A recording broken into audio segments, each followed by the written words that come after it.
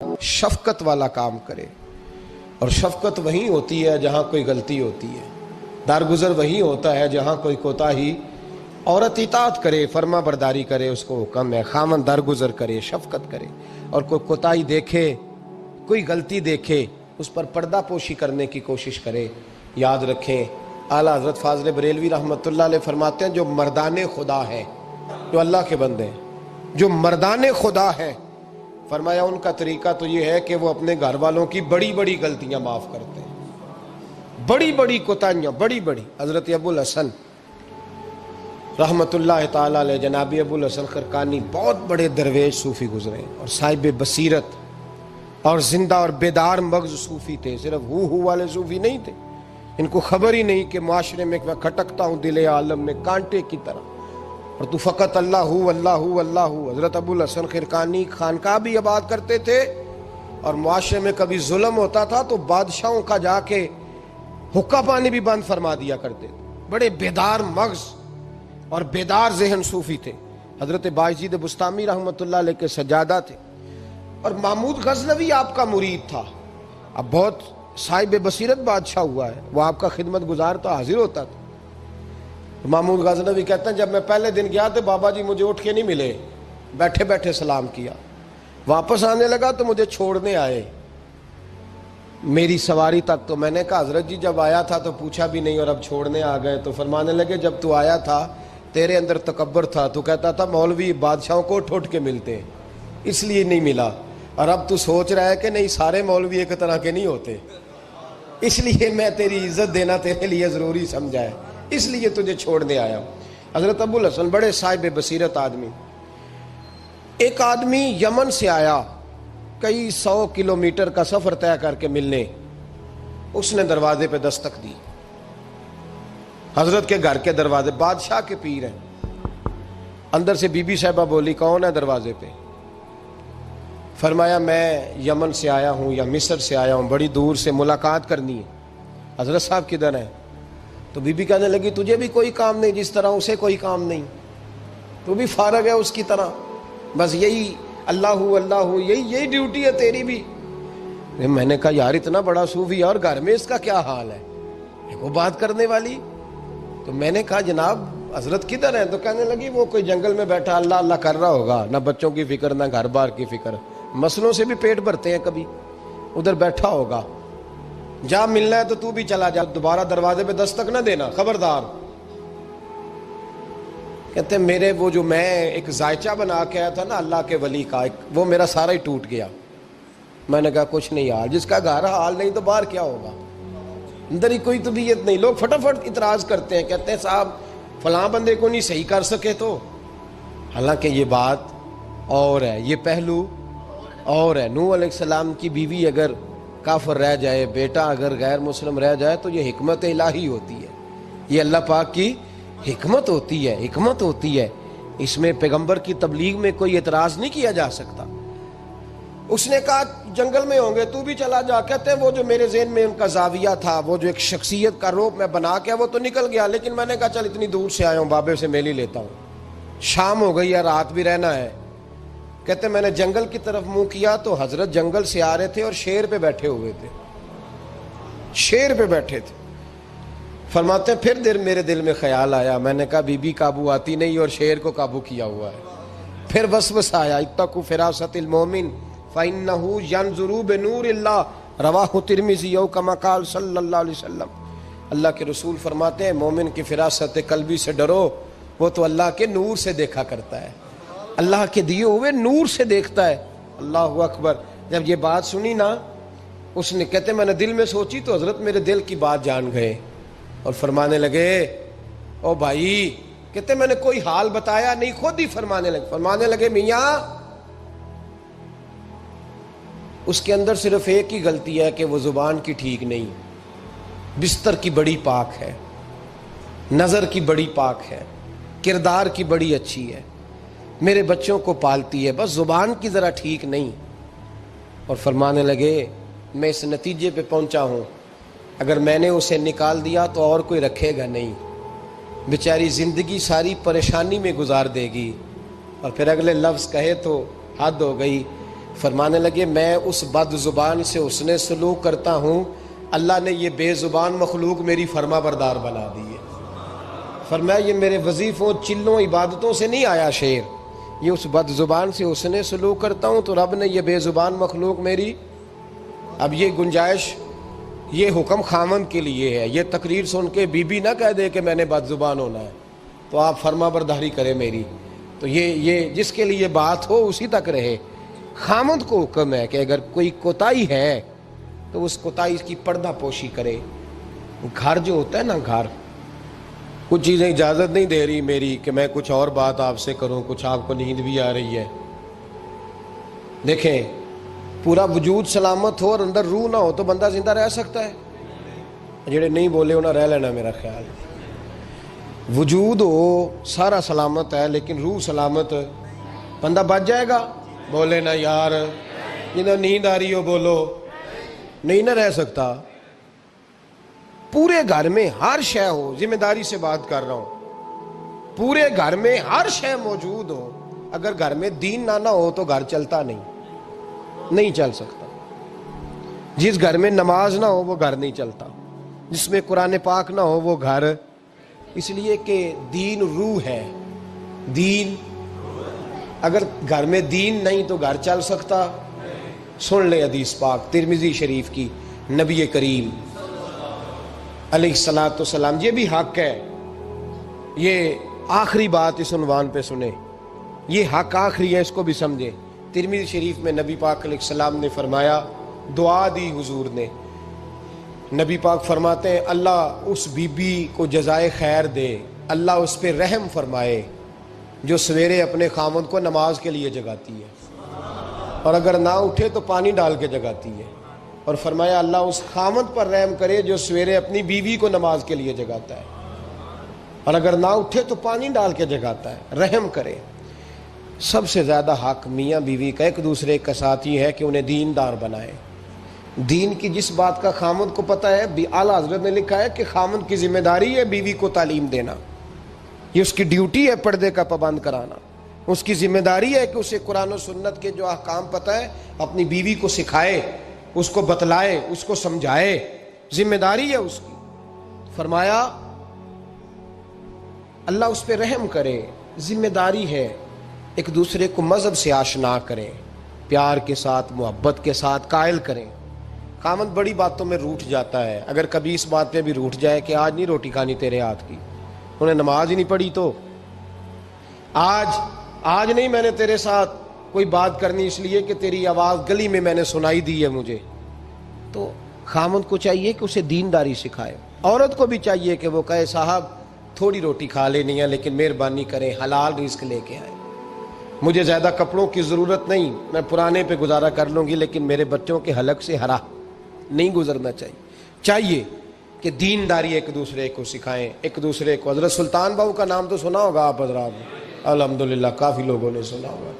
حضرت سلطان باہو رحمۃ اللہ علیہ کے جو والد تھے ان کا نام تھا حضرت بازید، جاگیردار تھے، دنیا دار تھے، بہت بڑے مالدار تھے۔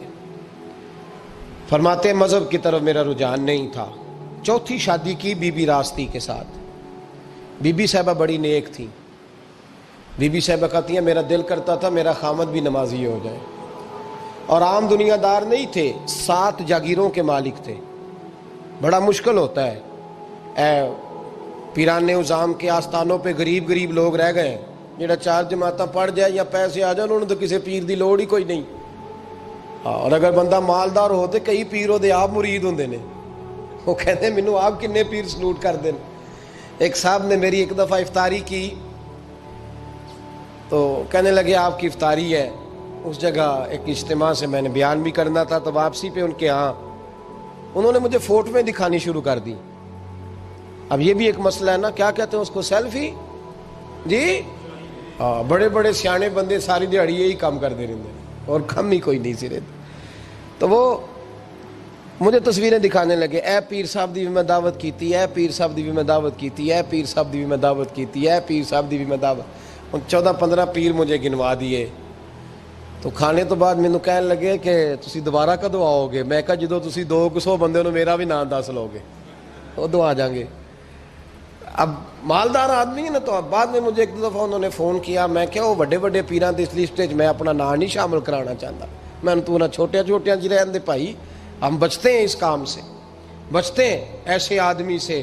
وہ کسی درویش نے کہا تھا جس کی ہر بات میں پوشیدہ ہو نشتر کی چبھن، ایسے ہر صاحب احسان سے ڈر لگتا ہے، بچنا چاہیے۔ تو مالداروں کے تو آپ بڑے مرید ہوتے ہیں، کئی پیر حاضریاں دیتے پھرتے ہیں، کہیں مولوی دستے نگر ہوتے ہیں، معاذ اللہ، اللہ خودداری اور عزت نفس عطا کرے، آمین تو کہہ دیجئے، دینداری کی اللہ توفیق عطا فرمائے۔ تو بہت بڑے جاگیردار تھے حضرت سلطان باؤ رحمۃ اللہ علیہ کے والد۔ بی بی شیبہ کہتی ہے نمازی بنانا تھا خاوند کو۔ کس کو؟ کس نے؟ بولے، کس نے نمازی بنانا ہے؟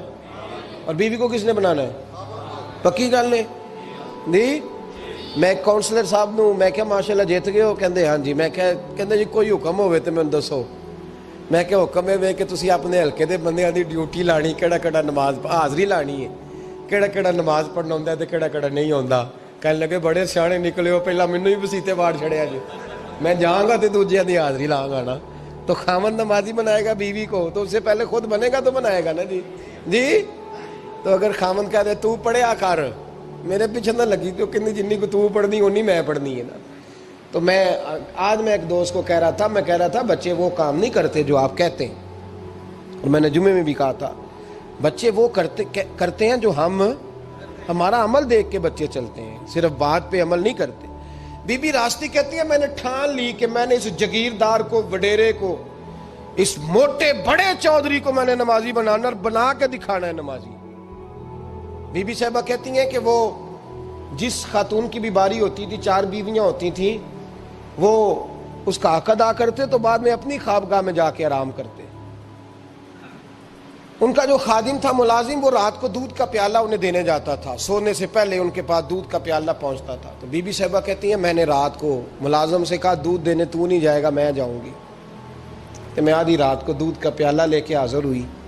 تو کیسے آئی؟ میں نے کہا بی بی ہوں، آ گئی ہوں، تو اب مہربانی کریں۔ میں نے کہا اگر اجازت دیں تو آپ کے پیر نہ دبا دوں؟ چل دبا دے۔ بی بی کہتی ہیں پیر دباتے دباتے میں نے کہا اگر اجازت دیں تو صبح نماز کے لیے جگا دوں؟ یہ نماز کی تبلیغ ہو رہی ہے۔ تو بابا جی پتہ کیا کہتے ہیں حضرت بازید؟ کہنے لگے تو مجھے جانتی نہیں، خبردار مجھے تبلیغ کرنے کی کوشش کی، اس گھر میں رہنا ہے تو سانس اونچا نہ لینا، پتہ ہے تو کس کے ساتھ بھی آئی، خبردار۔ کہتے میں چپ کر کے آ گئی۔ اگلے دن پھر دودھ لے کے پہنچ گئی تو انہوں نے آنکھ کھول کے دیکھا میری طرف، پھر آ گئی ہے۔ میں نے کہا اب میرے خاوند ہیں، میرے سر کے تاج ہیں، پیر دبا دوں؟ کہ دبا دو۔ کہتے ہیں میں نے 10 منٹ پیر دبائے تو میں نے کہا اگر جان کی امان پاؤں تو فجر میں جگا دوں؟ میں نے جلال فرمایا۔ کہنے لگے تجھے کہا تھا نا کہ مجھے کسی کا مشورہ قبول نہیں، تو کون ہوتی ہے مجھے بات کرنے والی، چل دوڑ جا۔ بی بی صاحبہ کہتی ہے میں 10 دن جاتی رہی۔ کتنے دن؟ انہوں نے سختی بھی کی، برا بھلا بھی کہا، اور کئی دن یہ بھی کہا کہ کل آئی تو پھر یاد رکھنا۔ کہتی ہیں 10ویں دن میں گئی تو حضرت بازید کہتے ہیں میرے دل میں خیال آیا یہ جان چھوڑنے والی نہیں، یہ باز نہیں آئے گی، اور چلو ہے بھی تو میری بیوی، غلط بات بھی کوئی نہیں کر رہی، کہہ بھی نماز کر رہی ہے۔ کہنے لگے اگر میں سویرے اٹھ جاؤں تو پھر دوبارہ تو نہیں آئے گی، تو دوبارہ تو نہیں آئے گی۔ یہ دیکھیں میاں بیوی کا آپس میں رشتہ، سویرے اگر میں اٹھ جاؤں نماز کے لیے تیرے کہنے پہ تو میری جان چھوڑ دے گی تو؟ بی بی صاحبہ کہنے لگی میں دوبارہ نہیں آؤں گی، آپ مہربانی کریں سویرے اٹھ جائیں۔ کہنے لگے چل تو میری بیوی ہے، ایک بار مان لیتا ہوں تیری بات، سویرے جگا دینا۔ بی بی راستی کہتی ہے میں پہلے سو کے اٹھا کرتی تھی، وہ رات میں سوئی نہیں، کہتی میں ساری رات رو کے گزار دی، ساری رات، اور بیدار رہ کے گزار دی۔ سویرے فجر کے وقت پانی گرم کیا، بغل میں مصلی لیا، خامد کو بیدار کیا، وضو کرایا، اور کہتی ہیں جب وہ اللہ اکبر کہہ کے سنتوں کی نیت باندھی تو میرے اس طرح آنسو گرے جیسے سیلاب آتا ہے اور دریا کا بند ٹوٹتا ہے، اور میں نے رو کے کہا مولا میرے اختیار میں یہیں تک تھا، میں مصلی پہ کھڑا کر سکتی ہوں، میں دل تو نہیں نہ بدل سکتی، وہ تیرے قبضے میں ہے، مقلب القلوب ہے، فضل کر اس کا دل بدل دے۔ فرماتی ہیں میں روتی رہی، 2 رکعتیں پڑھ کے میری طرف دیکھا تو فرضوں کی نیت باندھ لی، اور 2 فرض پڑھ کے پھر میری طرف دیکھا، کہنے لگے خبردار سویرے جگانے آئی تو۔ میں نے کہا جی نہیں جگاتی۔ میری طرف دیکھ کے کہنے لگے تو نہیں جگائے گی آج کے بعد میں تجھے نماز کے لیے جگایا کروں گا، میں تجھے جگاؤں گا۔ آپ فرمانے لگی وہ نمازی بن گئے، میں پہلے ہی نمازی تھی۔ جب ان 2 نمازیوں کا ملاپ ہوا تو اللہ نے سلطان باہو جیسا بیٹا عطا فرمایا، سلطان باہو جیسا بیٹا عطا فرمایا۔ میرے بھائی، میاں بیوی ایک دوسرے کو دیندار بنائیں گے، ایک دوسرے کو نمازی بنائیں گے، وہ ایک دوسرے پہ، اور کس طرح کا؟ بڑا مشکل ہوتا ہے بیوی اپنے خاوند کی تعریف کرے، مشکل ہوتی ہے۔ اعلیٰ حضرت فاضل بریلوی رحمت اللہ تعالی علیہ کی زوجہ، ان کا طریقہ یہ تھا کہ وہ اتنی شناسہ ہو گئی تھی، اعلیٰ حضرت لکھتے تھے تو وہ واقف ہو گئی تھی، وہ کتاب کا اعلیٰ حضرت فرماتے تو وہی کتاب اٹھا کے زوجہ لاتی۔ اس زمانے میں قلم بنتے تھے اپنے ہاتھوں سے، لوگ چھری لے کے اس کے ساتھ قلم بنایا کرتے تھے، تو قلم بنا کے سیاہی رکھتی، کاغذ کئی دفعہ ڈانٹ دیتے، اعلیٰ حضرت کئی دفعہ ڈانٹ دیتے، لیکن اماں جی سنتی۔ وقت وصال آیا تو ایک دن فرمانے لگے حامد رضا کی ماں، تو نے ساری زندگی مانگا کچھ نہیں، تو نے میری بڑی نوکری کی، میرے دین کے کاموں میں سب سے بڑی مددگار تو تھی، چل کچھ چیز مانگ لے۔ جب دین کے رشتے ہوتے ہیں تو پھر معاملے بھی دینداری کے طے ہوتے ہیں، کچھ مانگ لے۔ بڑا کچھ مانگ لیتی ہیں نا بیویاں، بڑا کچھ۔ اعلیٰ حضرت کی زوجہ کیا کہتی ہیں میں نے آپ کو صبح و شام دیکھا ہے، میں نے آپ کے دکھ سکھ دیکھے، خوشی غمی میں آپ کا رویہ دیکھا ہے، میں نے آپ کو ہمیشہ دیندار اور پرہیزگار پایا ہے، اگر مجھے کچھ دینا ہے تو ہاتھ اٹھا کے میری بخشش کی دعا کر دیں، اور اگر صبح قیامت مجھے ضرورت پڑی تو میری سفارش کر دیں گے۔ اعلیٰ حضرت رو پڑے، یہ دینداری کے رشتے ہیں، رو پڑے۔ فرمانے لگے تیرے ساتھ وعدہ ہے، مصطفیٰ کریم صلی اللہ علیہ وسلم کے صدقے احمد رضا جب جنت میں جائیں گے تو تجھے ساتھ لے کے جنت میں جائیں گے، ساتھ لے کے جائیں گے۔ تو بھائی دینداری بنائے، ہن لباس لکم وانتم لباس لہن، وہ تمہارا لباس ہے اور ان کا لباس ہو۔ رمضان شریف آ رہا ہے، ارادہ کر لیں کہ تراویحیں ساری جماعت کے ساتھ پڑھنی ہے، پڑھیں گے انشاءاللہ تعالی۔ نوجوانوں سے میری گزارش ہے، جوان بچوں سے، ضروری کوئی مذہبی چیز آپ نے دیکھنی ہو، سننی سنانی ہو تو ٹھیک ہے، ورنہ رمضان میں موبائل استعمال نہ کریں، مہربانی فرمائیں، ارادہ کریں۔ اگر کبھی مجبوری بن جائے نا تو ہسپتالوں میں بھی 2-2 گھنٹے بندے کو ایک ٹانگ پہ کھڑے ہونے پڑ جاتا ہے، پاسپورٹ کے دفتر لوگ کھڑے رہتے ہیں، شناختی کارڈ کے دفتر کھڑے رہتے ہیں۔ ارادہ کرو قرآن پاک سننے کا، اور مسجد میں حاضر ہو کے با جماعت 20 تراویحیں پوری پڑھو، اور عشاء سے پہلے آؤ، سنتیں ادا کر کے مسجد میں نماز پڑھو۔ روزہ کوئی شیطانی وسوسہ قریب نہ آنے دو، روزے رکھنے ہیں اور انشاءاللہ رکھنے ہیں، پورے رکھنے۔ مزدور آدمی جو مزدور ہے وہ کہتا ہے میں مزدور ہوں، میں کیسے رکھوں؟ او خدا کے بندے، رب تعالیٰ نے تیرے اوپر فرض کیے ہیں، وہ کہتا ہے میں وہ چیز فرض کرتا ہی نہیں جو تو اٹھا نہ سکے، اس کو پتا تھا ہم رکھ لیں گے تبھی فرض کیے نا، اور مزدور کو تو اللہ اجر بھی زیادہ عطا کرتا ہے، کسی وسوسے پہ نہ لگے۔ اور قرآن، یہ 2 باتیں ہو گئی، روزہ اور تراویح، اور تیسرا دن کے 2 حصے کریں، جو وقت بچ جائے اس کے 2 حصے کریں، آدھے حصے میں قرآن پاک پڑھنا ہے اور آدھے حصے میں درود و سلام پڑھنا ہے، یہ وظیفے پکے کر لیں۔ اور جو لوگ غریبوں کی مدد کرتے ہیں، مسکینوں کی، یتیموں کی، ان سے میری گزارش ہے کہ وہ مہربانی کریں تو 1 رمضان کو لوگوں کے ساتھ تعاون کریں۔ کس تاریخ کو جی؟ بولے قاری صاحب نے سوٹ کدن دین دے ہو جی، تاکہ کوئی درزی سی کے نہ دے وے، ایک ادھر پاہ نہ لے وے سوٹ، مولوی بھی نواں، یہ ساڈا مولوی یہ تے پرانے دی چنگا لگتا ہے، اور پہلے دے میاں یہ کام بھی پہلے کریں تاکہ وہ سلا لیں اور سلا کے پہن لیں۔ میری باتوں کی سمجھ آ رہی ہے آپ حضرات کو؟